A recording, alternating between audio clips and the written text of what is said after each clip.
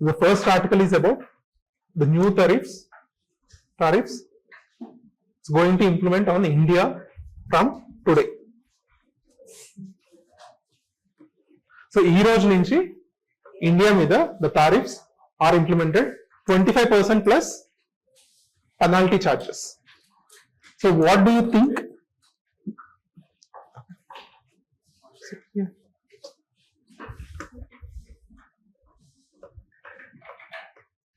Okay, set. Nice. So ee roju nunchi manaki ee American tariffs are going to implement on India 25% plus penalty, and the penalty no one knows how much it is, but that 25% and tariffs are going to implement on India. And what do you think the main reason of Trump changing of his nature to implement tariffs on India? That is one reason. We are importing more from Russia. What we are importing more from Russia? Crude oil, natural gas. So we are importing from, so around 35 to 40% of crude oil we are importing from Russia. So obviously it angers the Trump. So still, it feels like still we are in a bipolar world. Cold War era. The Cold War era is called the bipolar world. It's the world is divided between the USSR and US. But later, after the USSR gone, so the US made the world into unipolar. But now it looks like Trump doesn't like the Russia, and he is punishing all the Russian friends, including China, India, and other allies.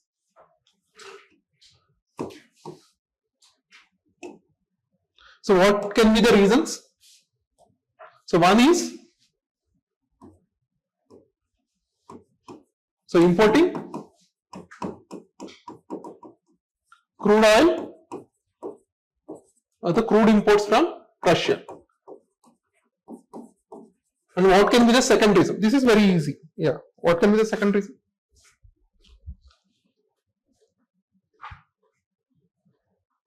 This is little difficult, but not that difficult, but little difficult. Why he is imposing the taxes? So one is India is doing heavy trade with the Russia. So what is the means? What is why he thinks that India and Russia should not trade, or any country he should not? He don't want any country to trade with Russia. Why? Well, it's a growing superpower. Huh? It's a growing superpower. Yeah. Yeah, because the Russia is involved in a war with Ukraine. For Russia, the funding, everything was getting from these countries like China, India, and especially the global south countries. Why? They are all buying the oil and the natural gas from Russia, and Russia investing that money into war in Ukraine. So he wants to indirectly pressure Russia to come into the talks, to come onto the table.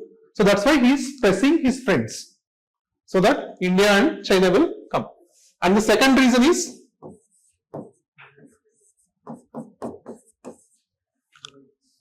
BRICS. So why the BRICS is the second reason? Yeah, Trump doesn't like BRICS because the BRICS whole objective, the establishment of BRICS was to depose or against the global north, not just the US dollar, the global north, because it wanted to create a great position for the global south economies. And in that global south economies, the top economies are Russia, China, India, Brazil. Yeah. So Japan, they always it attaches with the US. So these are the two reasons, not just two reasons. He also signed a trade deal with the Pakistan. That is very important. He signed a trade deal with Pakistan.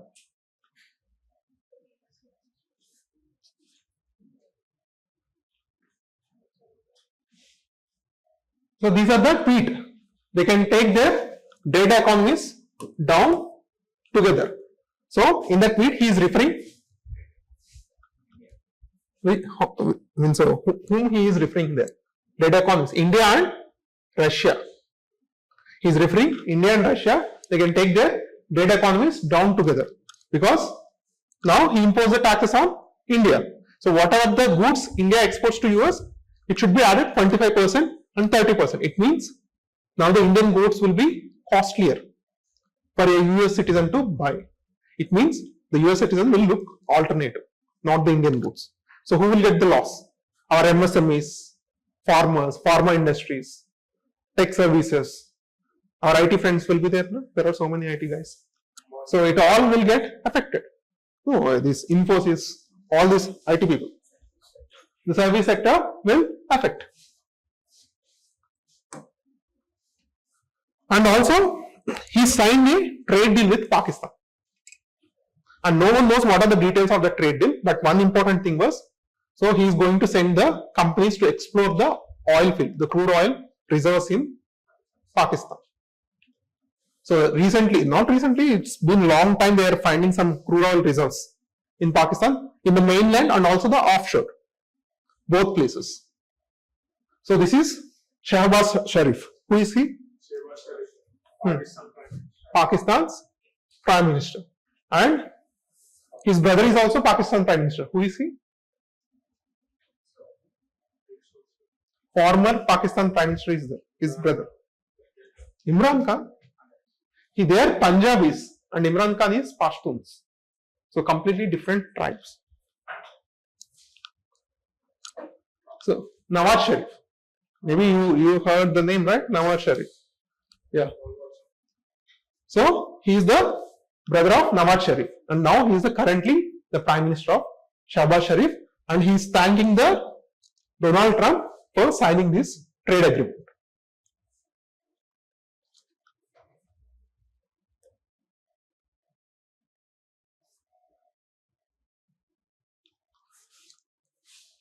So, what is the basis of this Trump's move? Why he signed a trade agreement with Pakistan?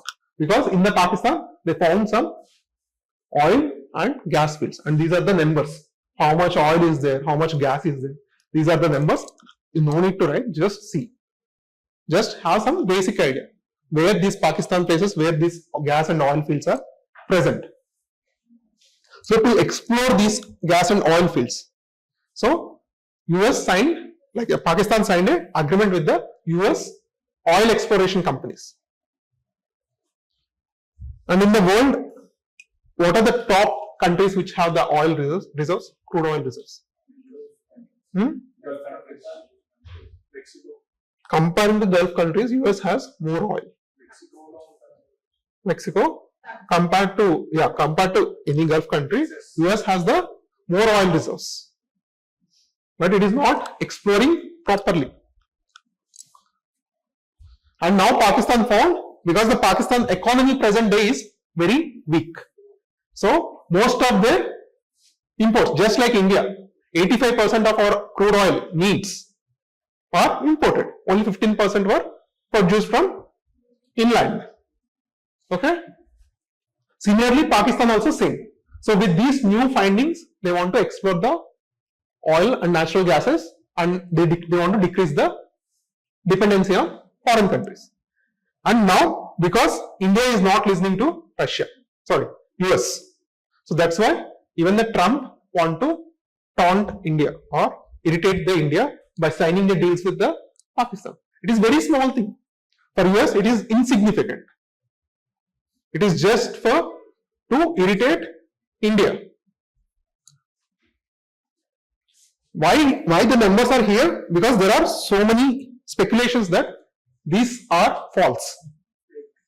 These are false. These are only the reserves present on the paper, not the original. Because here you can see the in-place reserves. The in-place reserves are 3,778. But the recoverable reserves are only 95%, which means less than 2 to 3%. So whatever they are telling, the risk to recover in place means what is already present. The risk to recoverable means what you can exactly extract. 0.5%. Yeah. Right? Yeah, 37. 2%, 2 to 3%, 2 to 2 to 3%. Similarly, even with the gas also similarly. So the commercial value also, there is no much commercial value for US. Just it want to make the India straight and come into its line. So they are signing the trade agreements with Pakistan.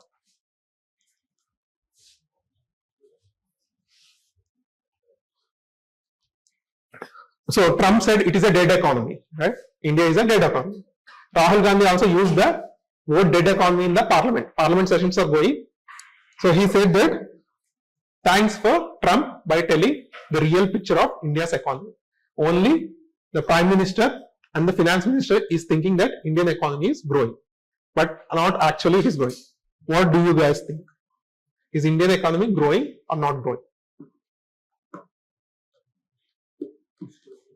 It's growing. Yeah. Yeah, we have one of the best GDP growth rate in the world. 6 to 7% growth rate is there. So that's what, yeah, that's what our government gave the statement back to Trump. We are the one of the best economy which is growing at a rapid speed. So Indian economy is not a dead economy. But what is the problem here? What is the problem here? By levying the taxes on the India now it has a 25% taxes India meda, like 25% tax. Because of this 25% tax, the South Korea, Indonesia, Malaysia, Philippines and Vietnam. So these countries will get the upper hand over the Indian products because now the Indian products will be more costlier. So the product from these countries now it will have more value in US.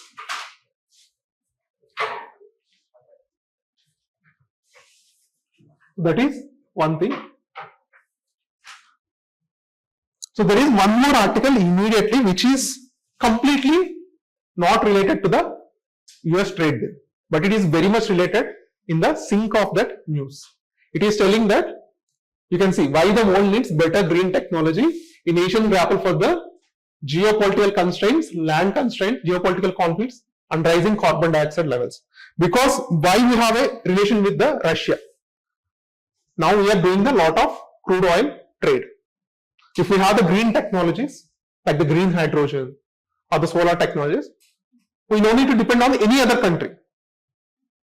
What Trump said is, maybe no one knows, tomorrow India can buy oil from Pakistan. He said in a tweet that there may be a day comes where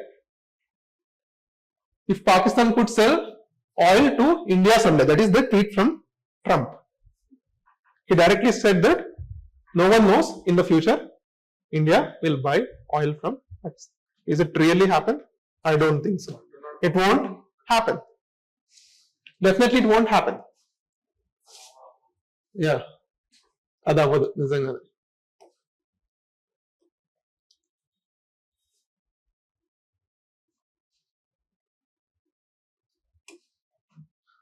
And he also said there are some trade negotiations are going on between the India and US. But really, Indian officials are not easy to negotiate. Because if we open the market for US, what will happen? They will dump the Indian market with their dairy and the agricultural products. If they dump the Indian market with the dairy and agricultural products, because it's very cheap. US produces in a very large scale. Their mechanization towards agriculture is too high. So their agriculture products and the dairy products are very cheap. Will come into very cheap. It will directly affect our farmers. So that's why India is not allowing US to sell its dairy and agriculture products towards India. So that is very clear. So what this article tells that India should focus on these green technologies to escape from these conflicts. ఈ conflicts నుంచి తప్పించుకోవాలంటే what India has to do, especially conflicts are related with the oil trade, crude oil trade. మొత్తం మన forex reserves అన్ని, most of the forex reserves where it will go to buy the crude oil from the other countries. So ఆ వాటిని save చేసుకోవాలి అంటే మనం ఏం చేయాలి? We have to encourage the development of green technologies, which we can produce our own energy in our own country. What is the best technologies available? Best green technologies available right now? Solar. First thing is solar. You know how these solar, actually the solar panels are initially made for satellites. Satellites చూస్తారు కదా, దాని 2 wings ఉంటాయి. So initially the solar panels are not made for Earth. They made for space to generate some electricity for the satellites. Later they started to take that same technology and implement it on the Earth also. But right now they commercialized only from the energy, the solar energy, only 15 to 80%, 18% only we are able to harness from the sunlight. Only 15 to 18% only we can harness from the sunlight. So in this article it is telling that by using the gallium nitrate, so the gallium nitrate solar panels, we can harness 48 to 50%. 48 to 50%. So it is telling that India to do more research and integrate these kind of new technologies into solar applications. And one of the drawback of the solar panels of the solar installations was, yeah, that is very important. So they occupy the large area. So that's why it said a nation grapples with the land constraints.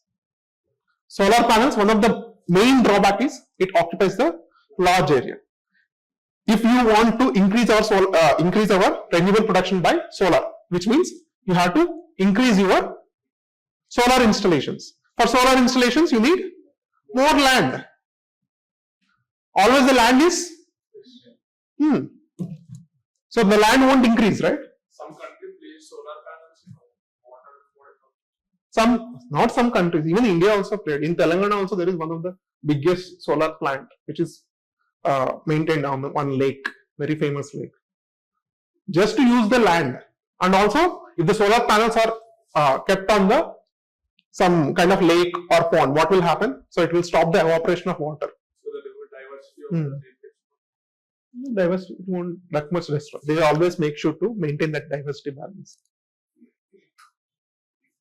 So next thing they are telling about the green hydrogen. So what is the problem with the, what does it mean actually, what is the green hydrogen? Green color. So what is green hydrogen first? So what is a green hydrogen?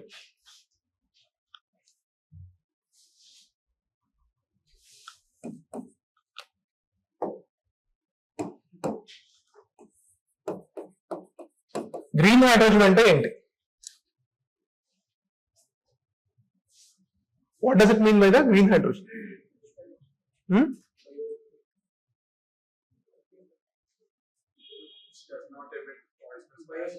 Hydrogen itself, it don't emit any, only the water vapor will be the, no. How the hydrogen will be produced initially? This is the formula, right? Water formula, H2O. If you do the electrolysis, so the hydrogen and oxygen element will be split. If you do the electrolysis, so it will split. For doing this electrolysis, it needs some energy. For doing this process, it needs some energy. If that energy is coming from the renewable sources, so that hydrogen will be green hydrogen. But if it is coming from a carbon sources, from the coal combustion and all, it becomes black. So like that. But the green hydrogen, in the sense, the hydrogen produced in the green methods. Green methods lo produce chese hydrogen ni green hydrogen antaru. Simple. So here it is telling that India should focus on the green hydrogen. Hydrogen cars kuda vachinayi kada, hydrogen cars vachinayi. Recently India is also trying the hydrogen train. The IRCTC and the Indian Railways, they inaugurated, but they are not inducted. They will induct soon. But one drawback, there are many drawbacks for the hydrogen, but one main drawback is storage. So once after the production of the hydrogen, the storing the hydrogen is one important drawback. Yeah, high compressors are needed because the density is too low. So it needs high compressors. So it always have the storage issues. If it is gone through the electrolysis of carbon, again it needs more energy. And for storing, again it needs more resources. And again, if you want to use that hydrogen, so again you need some kind of converters. For that also you need more resources, which means that now at present the hydrogen production requires more energy than it produces. So ఇప్పుడు hydrogen తో మనం ఏదైనా ఒక equipment run చేయాలంటే ఆ hydrogen తయారు చేయడానికి use అయ్యే current like at least 2 to 3 equipments run చేయడానికి కావాల్సిన కరెంట్ అవుతుంది. The power which it requires more than it can operates. So that's why now it is not economically viable. At present rate, the hydrogen is not economically viable, but it is a future fuel. So now they want to decrease this kind of extra cost. The extra cost they want to decrease those extra costs. So this article is telling India should focus on decreasing those extra costs also, so that it can maintain the edge in these geopolitical conflicts. If India has its own oil resources, now it no need to involve in these kind of geopolitical conflicts. So this article is telling like that. So if India can have its own resources, it can escape from the US trade tariffs and it no need to involve in this kind of trade wars. So that is what this article is telling.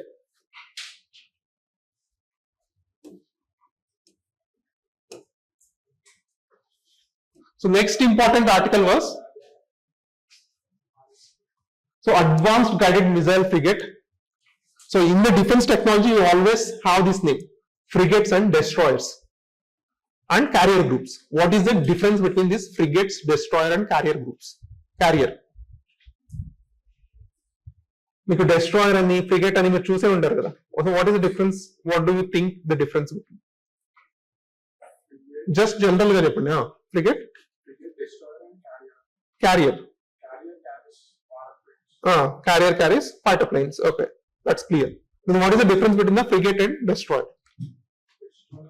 Destroyer Frigates don't release missiles. No.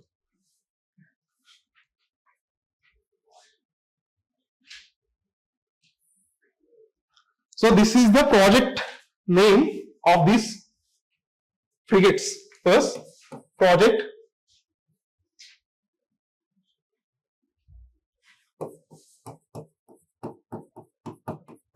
(17A). So this is very important. Even in the prelims, you may get the question. Project 17A of Indian Navy refers to submarines, frigates, destroyers, or carriers. You may get this kind of prelims question. So the project 17A was aligned with the frigates, the INS Nilgiri class of frigates. INS Nilgiri. So in project 17A kinda మొత్తం 7 warships they have designed and they produced. So total number of 7 warships, and you can see they have the different names: Nilgiri, Udayagiri, Taragiri, Mahendragiri, Himagiri, Duvangiri and Vindhyagiri. Huh? No. Just it's a code of the ship. It's a code of the ship. That is INS Nilgiri. It's a stealth guided missile frigate. So what is the basic difference between the frigate and destroyer? Yeah, F-30 maybe. INS, yeah.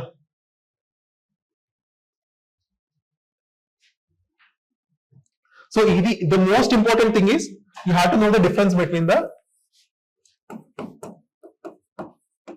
frigate, destroyer. Very simple. The difference is very simple. So it is mostly the destroyers are bigger ships, usually around 7,000 to 10,000 tons. The destroyers are usually 7,000 to 10,000 tons. And the frigates, on an average, it will be 4,000 to 7,000 tons. As the weight says, if it is a bigger ship, it carries bigger weapons. And if it is a smaller ship, it carries smaller weapons. But all carries missiles. For example, a frigate carries 8 BrahMos.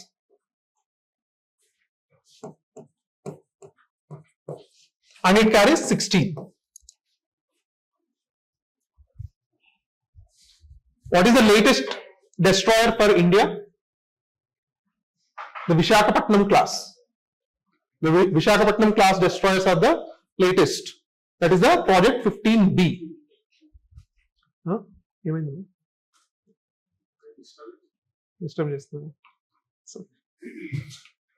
So these are the basic difference between the frigates and destroyers. The frigates are smaller ships as compared to the destroyers. But functioning no difference ఉంటుంది. Like the destroyers can go for the offensive. The blue water navy ki ekku destroyers ఉండాలి. It goes for the offensive tactics. Not defensive, yeah. It is more like it can't go much farther as compared with the destroyers. So to attack any enemy country, mostly they use the destroyers. The frigates will be the second line. So why? You can have a doubt that why can't we produce all destroyers instead of frigates? So we can use for everything. But the bigger ships means heavier fuel and also bigger cost of manufacturing. With the cost of making one destroyer, you can have 2 frigates. Yeah. So as simple as that. So they always maintain a balance, the frigates and destroyers. So this is a more simple. Now all the ships, all the navy ships, they focus on the stealth ships.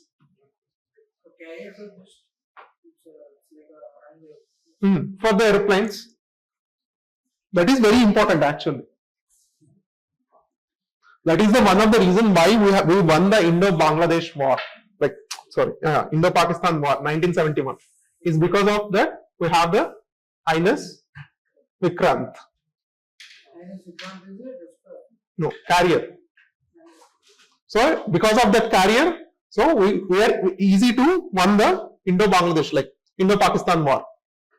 Because it maintained the air control over the complete Bangladesh. So that is the reason why they sent the PMS Ghazi from Pakistan. Huh? Yeah.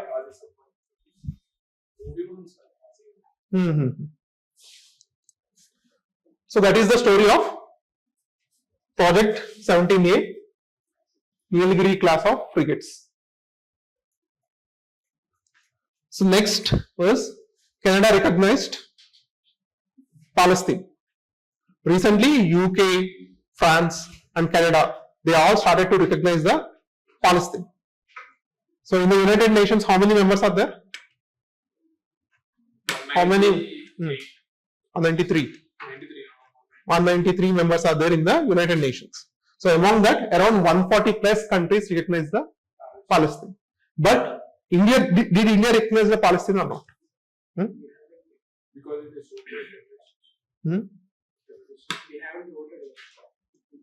Did India recognize the Palestine state or not?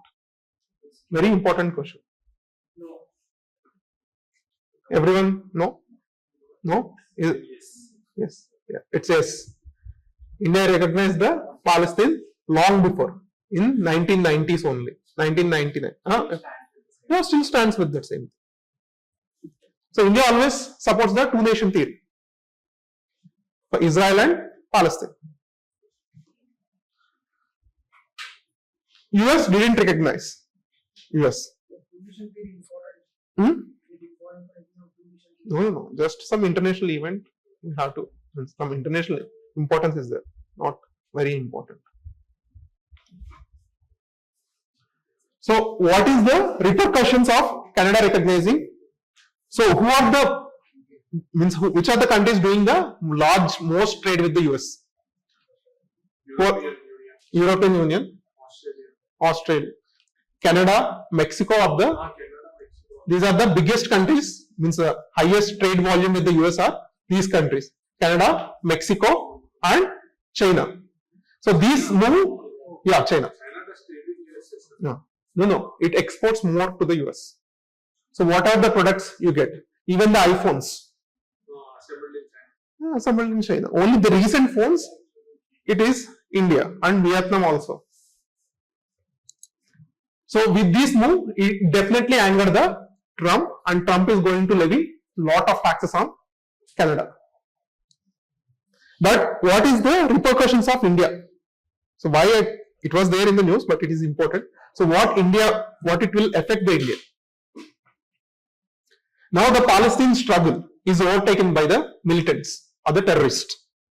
If in this format, if a country started to recognize a place as a country, so definitely it will have the repercussions on India, because Pakistan also used the same strategy in respect to the Kashmir. So that is, it going to affect the India. Means even with whatever it means, it will send a message that whatever the means, if you do the struggle, we will recognize. So that is not good with India. So the Kashmir problem or the Khalistan problem, these two problems will have a big headache in the future with India also. So with these kind of recognition, for countries which are, the struggles are going with the militants, not ruling by a democratic process. Now the Palestine was not controlled by the democratic process, right? It is ruled by the Hamas. Yeah, Hamas. So that is one thing.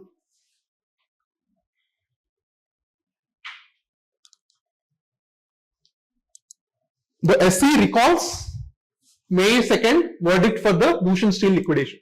So you no need to know about anything about regarding this case. But only thing you have to know is whether Supreme Court has the power to review its decision or not. Yes. Judicial review. No, judicial review is different. It can reconsider or the revisit its own decision. For example, the May 2nd they have given one verdict. Now the Supreme Court tells like we will change or we will not follow that, we will cancel this verdict. So which article in the Indian Constitution supports this? So what are the articles raised with the Supreme Court? You finished your polity, right? Huh? From which number to which number?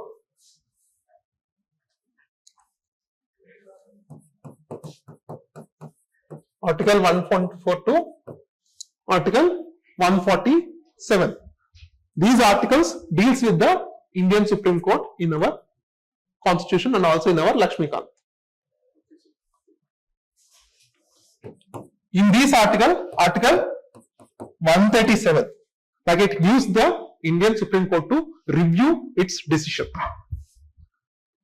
Only during the times of, so April చేసుకోవచ్చు. So what are the conditions for reviewing these decisions? It's okay, just what you have to know is whether Supreme Court will review its judgment or not. It will review. During the time when the procedure followed to give judgments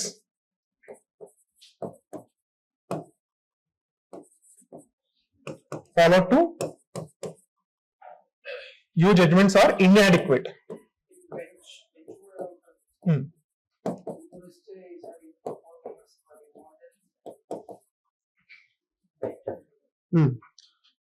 ఎప్పుడైతే ఒక judgment inadequate గా consider చేసి judgment ఇచ్చారో అప్పుడు దాన్ని review చేసుకోవచ్చు. Second time it will review the evidence, the fresh evidence was found in that case.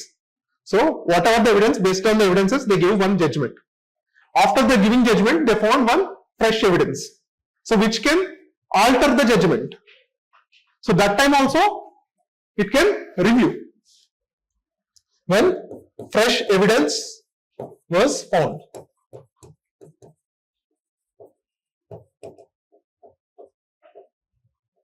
So appudu kuda review chesukochu. And third one was, because of the Supreme Court's judgment, a grave injustice is happening towards the people. Society gani, people gani, oka grave injustice jarugutundi because of the Supreme Court judgment.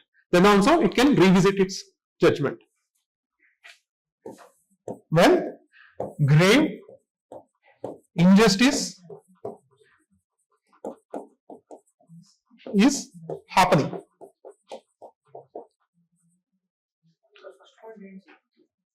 Procedure followed to give judgment is inadequate. Yeah. Any sarla aina gaani it can review. Supreme Court can review its own judgments.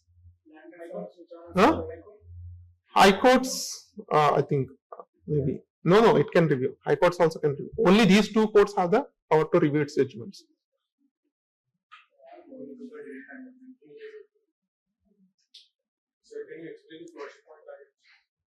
First point, the procedure followed to give judgment inadequate.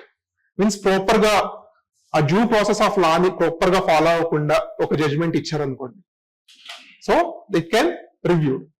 The evidence anta correct check cheyakunda oka judgment pass chesthe like it can review. ఈ second and third points అర్థమైంది కదా. ఆ కేసులో fresh evidence దొరికినప్పుడు like they can review when they found a fresh evidence in the already given the judgment.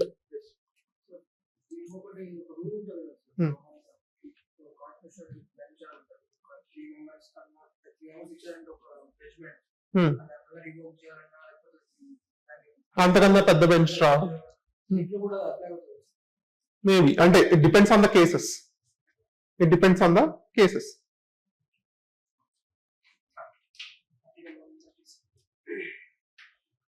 So the Myanmar's ends state of emergency plans to hold elections by year end. What does it article says? We came at the article from the heading. At present, the Myanmar government was ruled by military or emergency military law. So why you think that countries are ruled by the militaries? What can be the reasons? no proper democracy. Yeah, when there is no proper functioning of governments.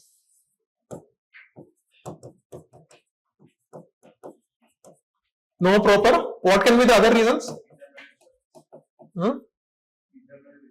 Internal disturbances, yes. No proper government. Internal disturbances. And what can be the other reasons? External? Not external. What can be the reasons? Okay, military, why it is overtaking the government, the coup, okay? What can be the reasons?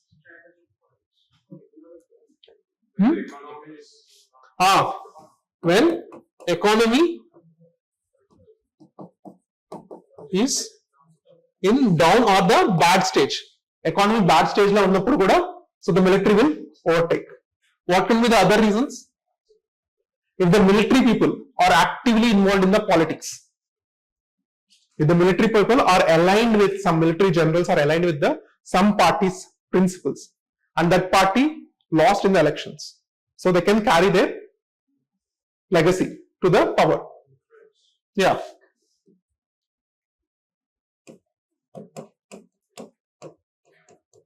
Allegiance to one party or some party ideals. So these can be the probable reason. So why you think that in India we don't never face a military coup? This is a very important question.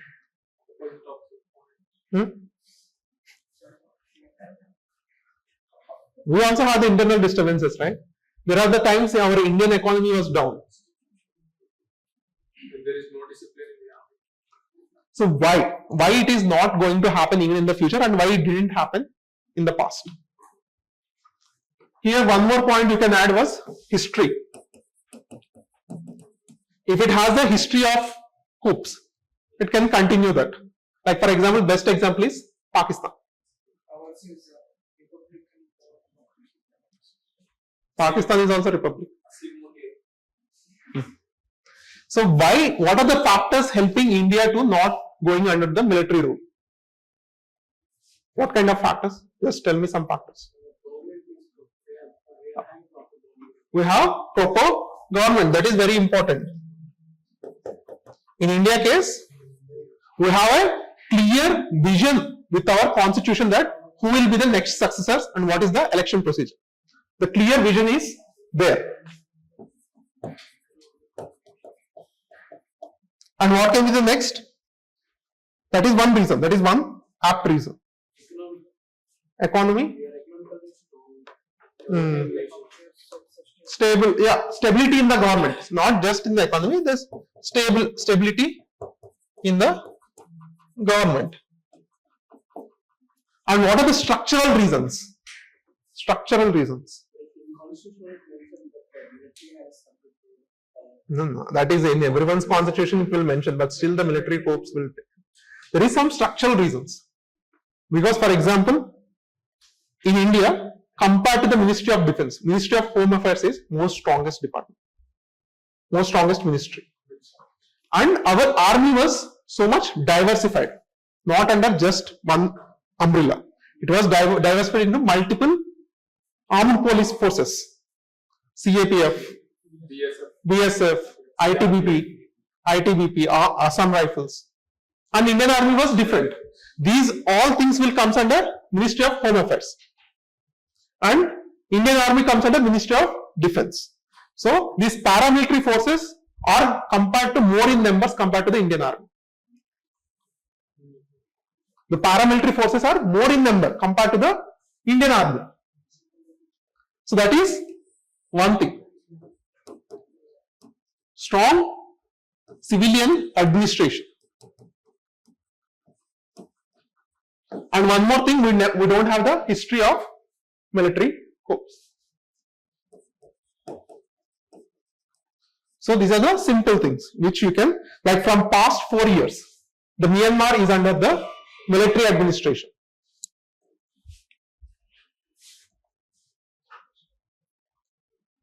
Next.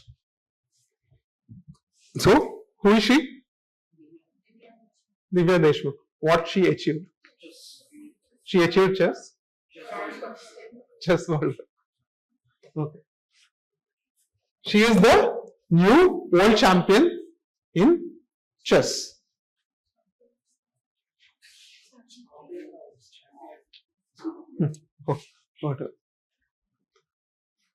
So, recently also we have a new world champion in men's also. Who is he?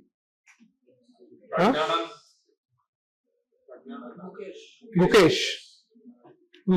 And even the woman also, now she is the new champion, the Divya Deshmukh.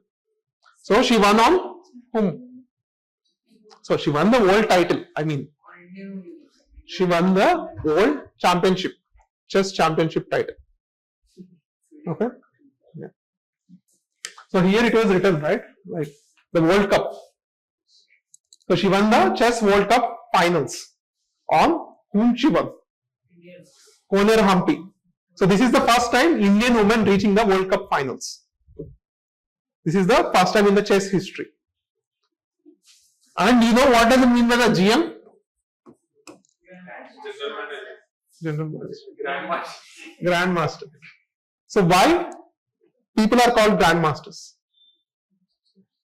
They become world champions. There are around 1700 grandmasters are there in the world. 1700 grandmasters are there because they are the highest top class players. And the rank will be given by FIDE. This is the main federation, the head organization for the world chess. So they will give the grandmaster title to the individuals when they reach the FIDE ranking of 2600. They have some norms. If a person reaches to this rating, and they will give the grandmaster title. And who is the first grandmaster from India? Vishwanath Anand. And how many grandmasters are there currently in India? At least the approx number. 30, 20, 40, 50. Only one. Even? Anand, Mari even? 45. Huh? Ma'am? ఉన్న ముగ్గురు చెప్పాను నేనే చెప్పానా okay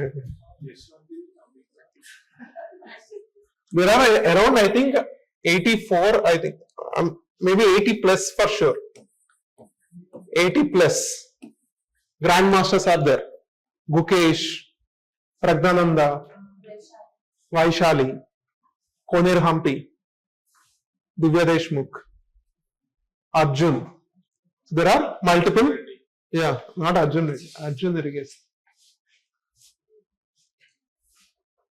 So how many people here play chess? Only you? You also play, man? Whatever. The chess app will be there. Meera adra, huh? Ever? Oh.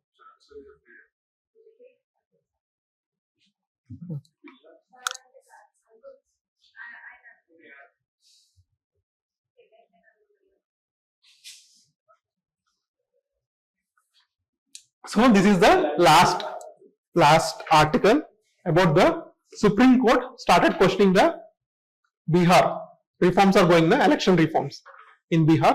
So it is starting to question the special intensive revision. SIR, yeah, the special intensive revision. The Supreme Court law, someone dropped a pill. So the Supreme Court has taken this case and it is questioning the election commission that what is the purpose of bringing this SIR into the Bihar. So, apart from this article, why you think that SIR is needed in Bihar? మీకు ఏమర్థమైందంటే చాలా రోజుల నుంచి ఉంది కదా news లో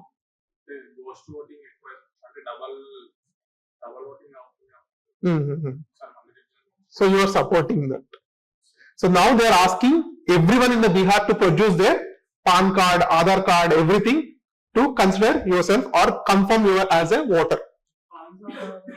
So, the passport and birth certificate, especially passport and birth certificate. They are asking these details to reconfirm you as a voter. So the people are divided. So just imagine for the some section of the people who don't have this birth certificate and passport. They will be excluded, no? So actually, the right to vote is a constitutional right. So you should not remove that easily. Like if you don't have a passport and the birth certificate, how you can deprive your right to vote? That is what Supreme Court is questioning. And 60 lakh members are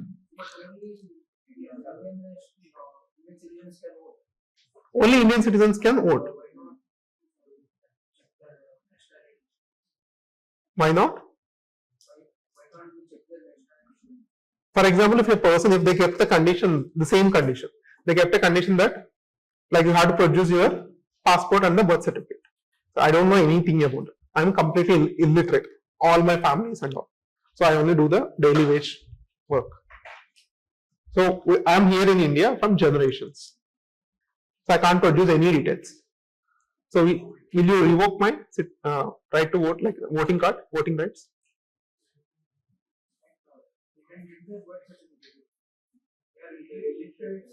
We are in a family that we don't maintain any kind of records. Or proper records. At least okay, some proper records we can't unable to maintain. Definitely it's an issue. So when government is bringing these kind of mechanisms, they should come with the proper checks and balances. They should come with proper checks and balances. Otherwise, the non-guilty people will be found guilty. So here they are telling some certain constitutional measures or certain cases that how India should not do this kind of thing. So the conclusion which they gave here is very powerful.